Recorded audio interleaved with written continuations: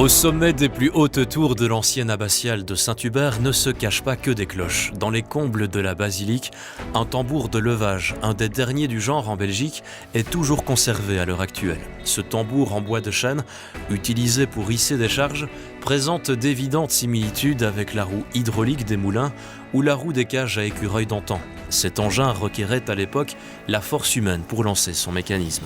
Ce dispositif d'un diamètre de près de 4 mètres est constitué d'un tambour intérieur à l'intérieur duquel marchait un homme, une femme ou des enfants dans le but de faire tourner la roue et ainsi enrouler une corde autour du prolongement de l'essieu.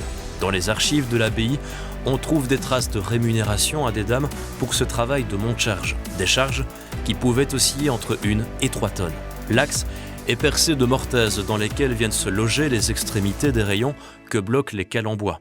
La numérotation des rayons et entures facilitait le remontage de l'engin qui pouvait donc être déplacé au gré de la construction de l'édifice.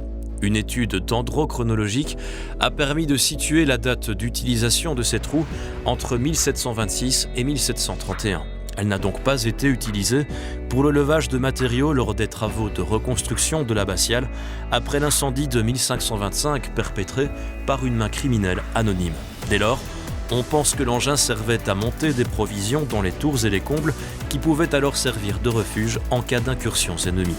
La roue pouvait également permettre de hisser des matériaux nécessaires à la réfection des charpentes ou les ardoises pour les réparations de la toiture et ainsi éviter aux travailleurs de grimper les quelques 150 marches de l'escalier en colimaçon menant au comble.